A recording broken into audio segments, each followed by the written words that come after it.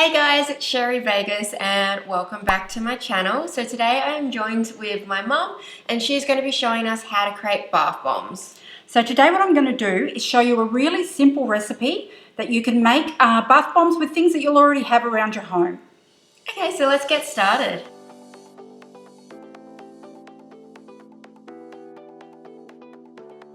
Okay, so what ingredients is everyone going to need to be able to make bath bombs? Okay, so most of the ingredients you'll already have around your home. So the first ingredient is bicarbonate soda. Then what you'll need after that is citric acid. The next ingredient is just plain simple corn flour that you would have in your home that you use for cooking. Now the other ingredients can change depending on preference, but you could add some essential oil if that's something that you'd like to put in your bath bomb. Yep. So you're going to need some alcohol spray. This is 99% proof. And the other things that we have are just some colours. So there's a few things that you can use for colours. I'm using mica, and that's just like basically, I suppose, eyeshadow. That's what eyeshadows are made from. And you can also use food colouring if you don't have this around home.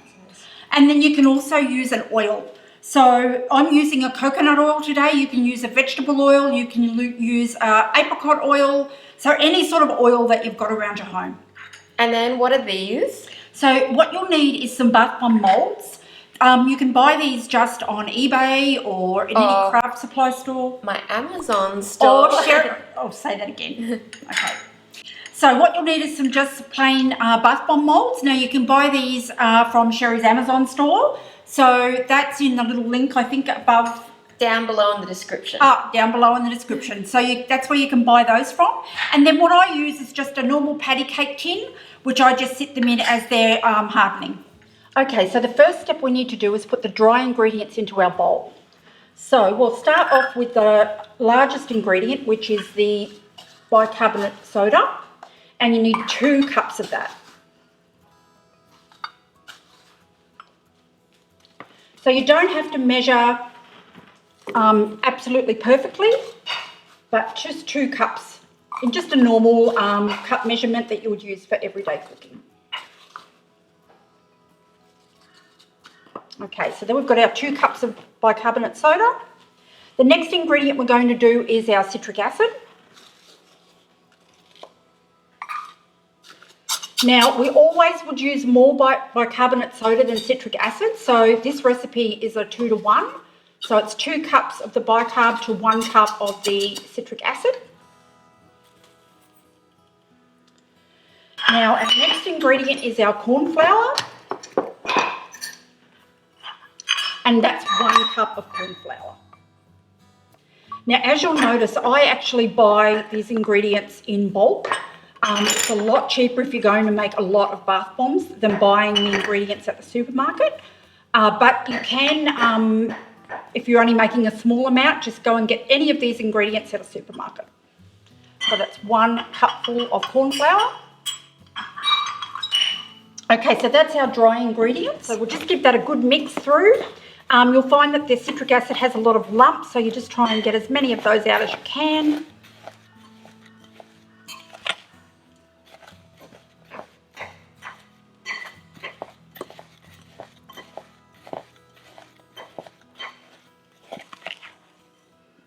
Okay, so as you can see, I've mixed that through. Now, there's still a few lumps, but that's fine. You don't have to worry about that.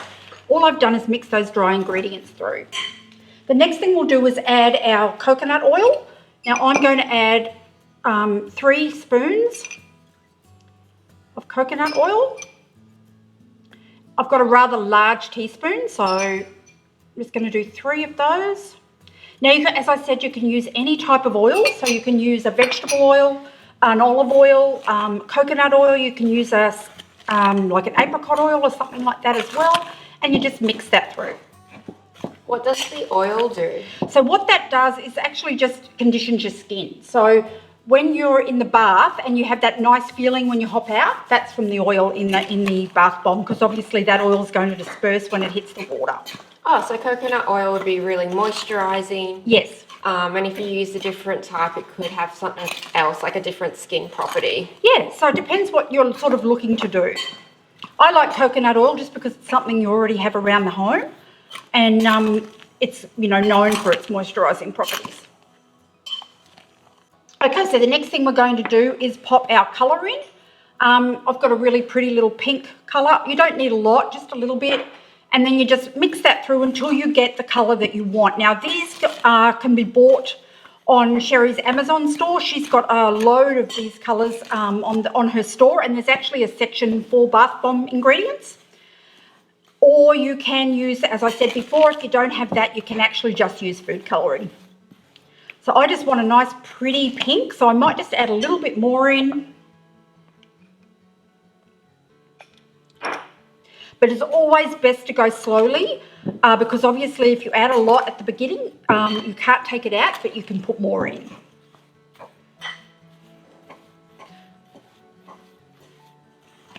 So when picking like your colouring, you just want to make sure you get something that is skin safe. So you already know like eyeshadow mecca is already skin safe, and food colouring we eat anyway, so you know that is safe. So that is just something you need to think about with anything that you're going to be using on your body. Is it skin safe? Now that's a really nice colour now, so I'm just going to leave that as a really pale muted pink colour because that's really pretty. And if you wanted to add something to that like flowers or anything like that, it would look really, really beautiful. So what we're going to do now is put some liquid into our mixture.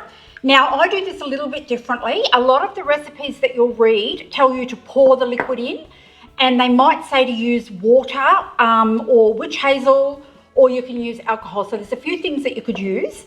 Now, all of those are perfectly fine to use. I just prefer the alcohol because it evaporates as you're using it. So don't think you're going to go and put this bath bomb into the bath and it will be alcohol based. It isn't. It actually evaporates as you use it. But what you've got to remember is the citric acid and the bicarb, they're going to make a chemical reaction, which is going to be an effervescence.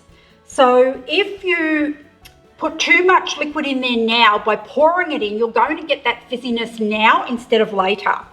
And we don't want that because half the fun of the bath bomb is that it's going to fizz while you're actually using it in the bath. But if you get the fizziness now, it won't fizz again. So you'll only get the one chemical reaction, and you want to have that while it's in the bath, not while it's in the bowl. So I just need to get the right consistency. So I just keep spraying it in until I get that right consistency.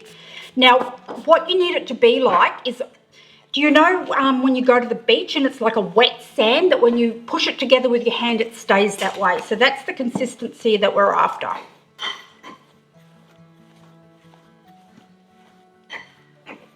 As I said before, don't worry about the little lumps that are in there. They will go as you're mixing the liquid through. So we still need some more. This is much more time consuming than just adding liquid by pouring in, but you'll get a much nicer result with the bath bomb at the end. I just think, you know, you put the bath bomb in and you get that great fizz, and that's what you're looking for. Okay, so we've got our mixture ready. What is the next step? Okay, so the next step is to just make sure that it's ready to use, because it looks like it is, but the way you test that is just to get a little bit of it and squeeze it like that.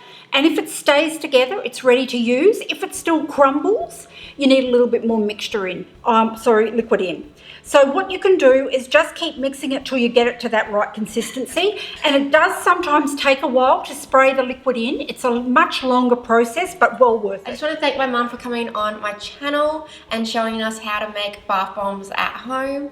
If you got some benefit from this, please go and follow her on her Facebook page, which is Naturally Handmade. So my mum loves to make all sorts of things around the house, and she puts up lots of tips and tricks. So please go and follow her to say thank you for this tutorial. Okay, so our next step is to actually put your mixture into the molds. Now you don't have to do anything to the molds, they're just ready as they are. So you just start to pack that mixture in. Now it's quite important that you overfill your molds. So you don't have to sort of be measuring them exactly. Having them overfilled actually helps. So you just do one half and then you pick up the second half. Now you can just do half molds if you want to, or you can make the round shapes that you can buy the bath bombs in. So we just overfill that mould and we put it together. So you just go like that and you squeeze it together. Now, as I said, it should be over 4. So what you're trying to do is squeeze that together so that it's nicely compacted, so that when you take the mould away, it will stay like that. So then you just pop it into the patty cake tray, just to make sure that they stay upright. As if it falls over, you will obviously ruin it. So that's your second half, and then we get another one, and we just pack that in again. As I said, don't forget to overfill.